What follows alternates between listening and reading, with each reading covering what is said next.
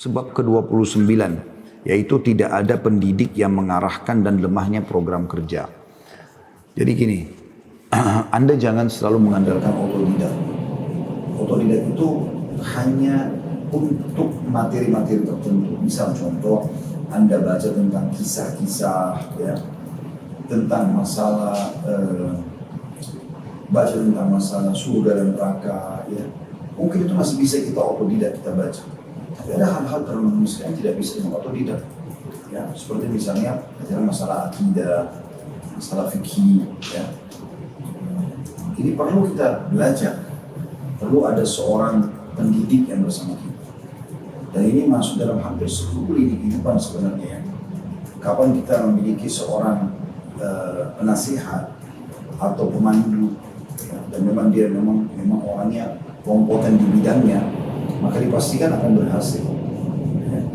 Ada juga orang yang mungkin kalau otodidak itu kayak baca buku misalnya, atau dia olahraga sendirian, mungkin dia bisa sampai pada titik tertentu, tapi jelas akan beda kualitasnya dengan kalau ada orang memiliki trainer-trainer yang memang melatih dia. Seperti itulah kurang lebih. Dan kita temukan para ulama-ulama kita dulu. Kalau kita kenang kisah mereka, mereka punya guru-guru. Ya memang guru-guru ini pendidik yang mengarahkan mereka di bidang yang sedang mau ditekuni. Keberhasilan Sultan Murad rahimahullah, ayahnya Sultan Muhammad Al-Fatih, ya, yang membuka benteng Konstantinopel, gitu kan. Kalau tidak salah di 1453 Masehi, yang Nabi SAW mengatakan kalian akan membebaskan Konstantinopel sebaik-baik pemimpin pada saat itu, sebaik-baik pasukan adalah pasukan pada saat itu. Kan gitu. Itu adalah Sultan Muhammad Al-Fatih. Bagaimana kisahnya? Awal waktu dia masih kecil, anak ini sangat manja karena hidup di kerajaan. Dan malas belajar gitu. Maka Sultan Murad mencari seorang pendidik. Didatangkanlah seorang guru pendidik.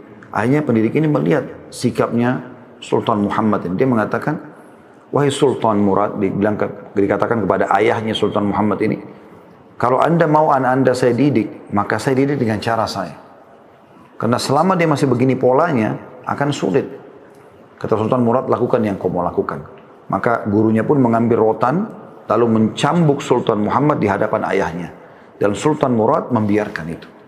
Pada saat si Sultan Muhammad ini melihat ayahnya tidak membelanya, disitulah dia tunduk dengan pengasuhnya, dan akhirnya dalam hitungan beberapa waktu saja ke depan bisa hafal 30 juz Al-Quran, menyelesaikan 6 buku hadis, dan banyak hal-hal yang dilakukan. Dan ternyata betul, dia bisa menggantikan ayahnya yang menjadi khalifah di umur belasan tahun.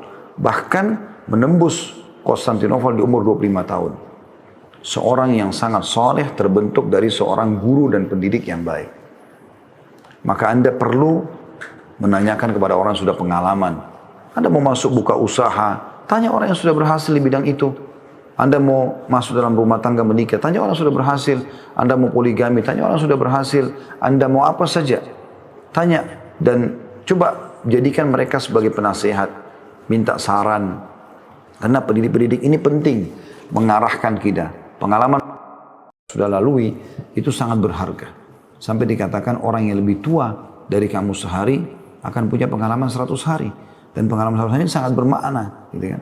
Jangan kita terjerumus lagi pada kesalahan yang mereka pernah lalui. Kemudian kita sama lagi mencari solusi yang sama lagi. Enggak, kita melangkah.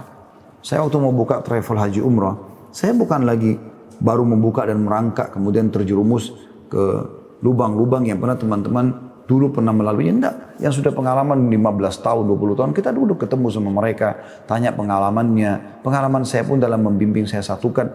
Maka alhamdulillah, kita walaupun baru setahun, 2 tahun, 3 tahun berjalan, tapi sudah profesional di bidang itu karena tadi, ya. Ini contoh-contohnya saja.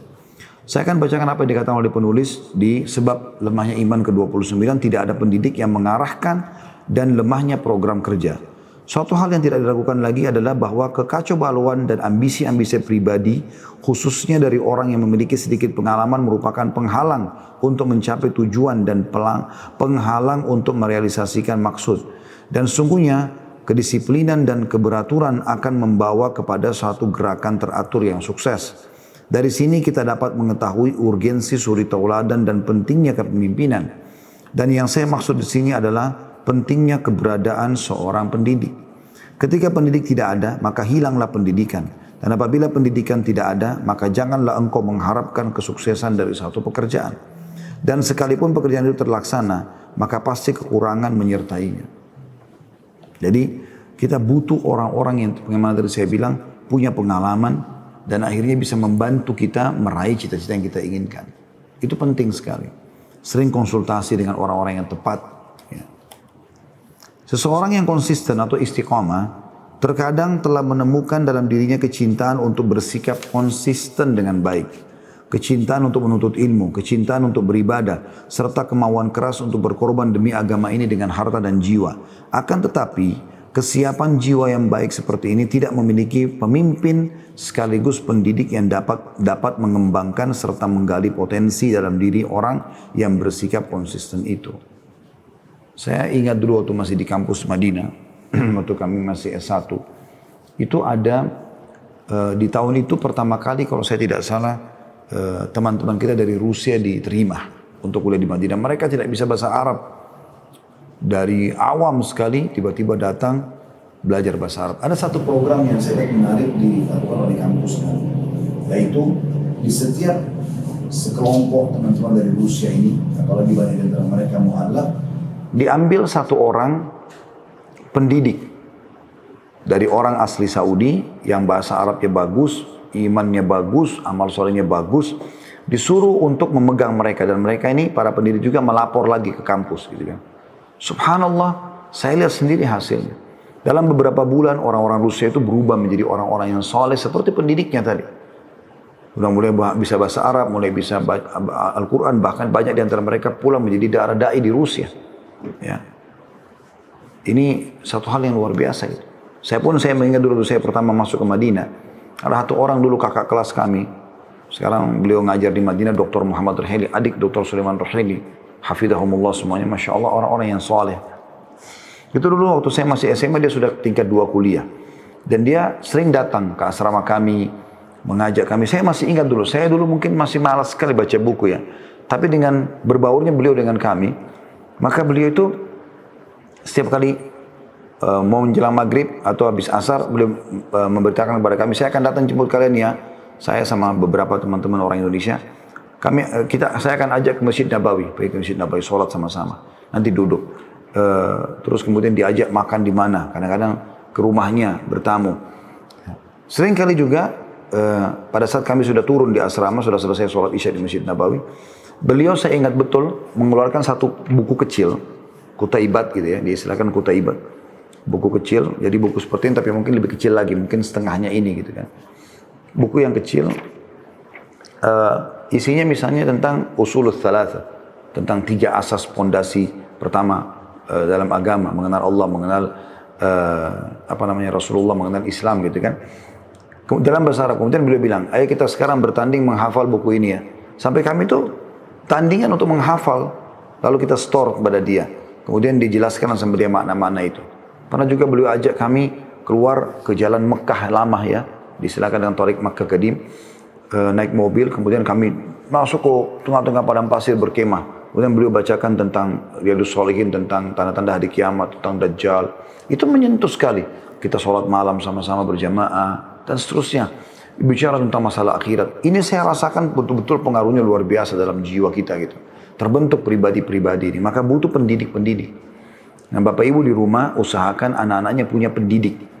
Ya, walaupun Anda seorang pendidik, belum tentu Anda bisa mendidik yang tepat. Ya. Banyak para ulama memanggil ulama-ulama lain atau pengajar lain untuk mendidik anak-anak mereka. Sultan Murad itu termasuk orang yang faham agama, tapi beliau panggilkan guru khusus pendidik buat anaknya Sultan Muhammad. Karena dia juga punya kegiatan-kegiatan yang tidak bisa semua dia luangkan waktu buat anaknya misalnya. Maka panggilkan ke rumah para guru-guru hafidh Quran, ya, guru-guru yang pendidik yang memang bagus, ya, kompeten di bidangnya, seperti itulah. Kata penulis, berapa banyak dari kelompok generasi muda ini yang mempunyai pendidik yang selalu membimbing mereka, menggembleng dan mengarahkan mereka kepada pendidikan yang terarah. Sebagian besar generasi muda telah terperangkap dalam kegelapan ketergesa-gesaan dini. Mereka bertolak berdasarkan ambisi-ambisi individual yang bisa jadi hal itu akan membahayakan diri mereka dan tidak mendatangkan manfaat. mengambil keputusan dan kebijakan secara tergesa-gesa tanpa melalui musyawarah, dan semua itu disebabkan karena lemahnya kepemimpinan dan pendidik. Dan ada lagi sekelompok pemuda yang berada di dalam asuhan para pendidik yang sebenarnya para pengasuh tersebut masih membutuhkan kepada pendidik yang lain. Akhirnya mereka melahirkan generasi lemah, kurang konsisten bagikan orang awam biasa yang tidak pernah mengalami pendidikan. Para generasi yang terlanjur demikian itu pada hakikatnya tidak dapat disalahkan, dan yang seharusnya disalahkan adalah para pendidik yang telah memberanikan diri mengemban tanggung jawab sebelum mereka ahli dalam bidangnya. Jadi ini juga poin penting diingatkan ya. Jadi poin pertama kurang lebih kesimpulannya bagaimana kita punya seorang pendidik. Ya, mungkin di antara sekian guru yang kita tahu mungkin ada memang yang ada orang yang pengajar saja. Ada yang pendidik. Pendidik itu selalu berusaha meraih pahala dari kita dengan mengarahkan pada hal yang lebih baik. Walaupun kadang-kadang hal yang kecil diingatkan lagi sama dia. Itu akhi lebih baik begini, akhi lebih baik begini, ukhti lebih baik begini, dan seterusnya. Ini berarti pendidik. Karena dia mau kita terbentuk menjadi pribadi yang sukses. Seperti itulah. Ya, ada orang tidak tipe mengajar. Dia sampaikan selesai. Diamalkan, tidak amalkan, nggak ada masalah buat dia. Nah, kita harus punya pendidik. Usahakan kita punya pendidik yang kita bisa raih di bidang itu. Orang belajar bela diri, kalau dia datang kepada ahlinya, pendidiknya dia, memang pelatihnya adalah orang yang ahli di bidangnya, dia akan muncul lahir sebagai orang yang menguasai bidang itu. Begitu juga dengan kursus-kursus yang ada, ya, peningkatan keterampilan-keterampilan. Ya. Ini semuanya kalau ahlinya pasti akan bagus. Begitu juga dalam masalah agama ini tentunya ya. Tapi yang disayangkan kadang-kadang banyak orang buru-buru menjadi pendidik juga, ini di poin yang keduanya. Tapi mereka sendiri belum siap, mereka sendiri juga masih butuh itu. Hanya dengan bermodalkan pernah belajar. Tapi pengalamannya masih kurang. Sehingga dia lemah, generasi yang lahir pun pasti akan lebih lemah lagi. Kata beliau, oleh karena pendidik yang ahli tidak ada, maka sirnalah program pembinaan yang terarah. Program yang memicu dan mempertajam kemauan yang sanggup melahirkan generasi yang berkualitas dan bermutu yang dapat memenuhi kebutuhan umat. Dan apabila program pendidikan terarah tidak ada, maka yang ada hanyalah program pendidikan yang penuh dengan kelemahan dan meremehkan agama di dalam satu bingkai. Dan masing-masing mengklaim telah mencapai sasaran dan target, sedangkan sasaran dan target sebenarnya masih jauh dari kenyataan. Juga di sini poin saya perlu titik beratkan di paragraf ini. Saya ingin berbagi pengalaman. Pernah ada satu sekolah Islam di daerah Jabodetabek yang datang kepada saya pemiliknya lalu meminta saya untuk menjadi penasehatnya. Maka saya mengatakan baiklah. Tapi dengan syarat saya harus mengetahui semua programnya dan memang jangan ada yang berjalan kecuali dengan penyampaian dari saya. Setujulah dengan itu. Subhanallah. Berjalan waktu, saya menemukan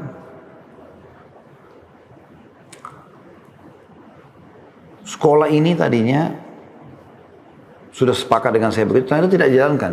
Jadi ada saja yang dilakukan tanpa seizin gitu.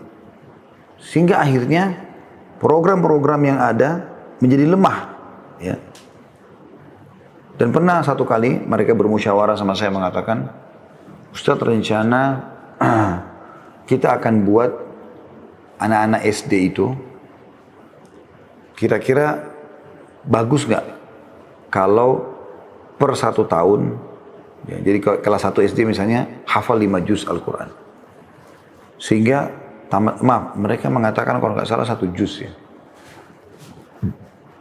Atau 5, saya lupa. Anggaplah mereka mengatakan 5 juz. Jadi kelas 6 SD sudah tamat 30 juz. Kira-kira itu berat nggak? Saya bilang nggak. Justru itu bagus. Terus saya nasihati, saya bilang begini.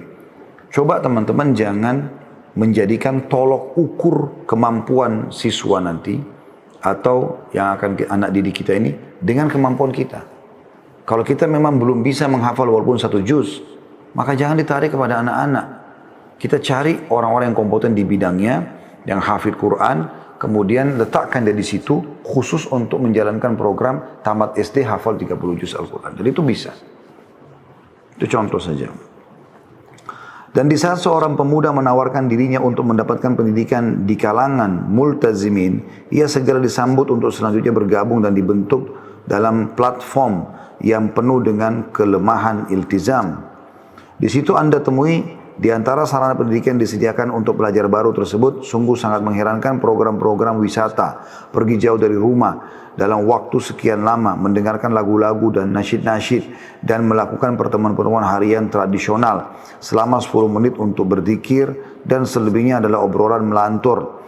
Bagaimana orang yang seperti ini kegiatan yang akan terdiri dan terbentuk dengan baik. Jadi di antara bentuk kelemahnya pendidik, kalaupun orang mencari pendidik kemudian dia mau tahu lemah atau tidaknya adalah banyaknya program-program kosong yang tidak berisi, tidak menambah sesuatu. Padahal setiap hari itu harusnya bertambah informasi kepada kita, informasi apalah, ilmu apalah gitu yang bermanfaat. Yang lebih memperhatikan dan lebih parah lagi, Anda mendengar berbagai alasan kenapa program itu dilakukan, yang mereka sebut dengan program pengganti atau alternatif. Maka tidak berlebih jika saya katakan bahwa hal tersebut melenyapkan wibawa dan harga diri. Jadi harus programnya juga, kalau pendidik itu dia punya target. Dia mau setiap hari anak didiknya berkembang, bahkan kalau perlu lebih baik daripada dia. Kalau kita temukan tidak seperti itu, berarti memang bukan pendidik. Dia sendiri butuh pendidik lain yang mendidik dia, seperti itulah. Alasan mereka adalah daripada lagu-lagu jahiliyah yang selalu ia dengar di masa jahiliyahnya, maka lebih baik mendengarkan nasyid-nasyid seperti ini. Itu ada di antara nasyid yang dibolehkan, tapi bukan berarti dia menjadi target utama, sehingga sama saja dia meninggalkan lagu ke nasyid saja semuanya, dan dia tidak dibentuk untuk mendengarkan Al-Quran, mendengarkan ceramah-ceramah dan seterusnya. Jika dikatakan kepada para pendidik, biasakan anak didik kalian untuk mengikuti halaqah ilmu dan majlis-majlis zikir, juga menghafal Al-Quran, maka mereka akan mengeluarkan 1001 alasan. Mereka katakan, tanda kutip, kami ingin agar ia cinta kepada agama dan kami tidak ingin membuatnya sibuk dan jenuh. Ya. Sungguh sangat mengherankan, kalian memperpadat program wisata yang kosong dari nilai-nilai pendidikan, sering membawanya pulang pergi ke sana dan kemari, lalu bila ia disuruh membuat program menghafal Quran, kalian merasa kesulitan. Perhatikanlah realitas kekacauan sebagian lembaga pendidikan. 3/4 dari program sekolah adalah latihan drama, bernyanyi. Ya. Mana pendidikannya? Mana program pendidikannya? Mana kaderisasinya? Mana program menghafal Al-Quran dan sunnah Rasulullah SAW? Mana program menziarahi kubur untuk mengingatkan akhirat? Mana pengajaran tentang etika dengan Allah dan dengan Rasulullah SAW? Kami katakan hal ini semua bukan berarti kami anti permainan, senyum dan hiburan. Akan tapi kami hanya ingin katakan bahwa semua itu adalah cabang dan bukan pokok. Artinya boleh orang rekreasi misalnya, ya, keluar kota dan seterusnya. Tidak ada larangan dalam masalah itu. Tetapi bukan itu program utama. Harus pada saat rekreasi pun misalnya ada daurah. Apa intinya nih? Bagaimana dalam 2 hari 3 hari mereka kita ubah. Saya kadang-kadang punya program teman-teman sekalian berharap pada saat orang umroh aja, dalam beberapa hari dengan saya berharap ada apa yang saya bisa buat nih, yang saya bisa berikan supaya berubah. Jadi memang betul-betul kita adakan acara pengajian, diskusi, mungkin ada yang konsultasi tentang masalah pribadinya dan segala macam, supaya mereka pulang memang bawa hasil jadi perubahan. Nah, kalau kita mau jadi pendidik selalu begitu. Dan saya sudah bilang tadi, ciri pendidik yang baik adalah pada saat ada apa saja walaupun kecil, selalu dia langsung ingatkan, Ini poin yang sangat luar biasa. Bagaimana kita, teman-teman sekalian, selalu berada di peningkatan kualitas dan kuantitas dari apa yang sudah kita ketahui. Kalau Anda selalu sama saja dengan kemarin, maka tidak ada sesuatu yang bertambah. Apakah baik dari bacaan Quran, apakah hafalan Quran, apakah pengertian, apakah penghafalan hadis Nabi SAW atau pengamalannya, atau mendapatkan kisah baru dari orang-orang soleh, atau Anda lebih menambah secara kualitas dan kuantitas dari sisi ibadah Anda. Ini semuanya yang tentunya harus diperhatikan baik-baik. Ya. Allahu a'lam. Itu bahasan kita di sebab ke-29.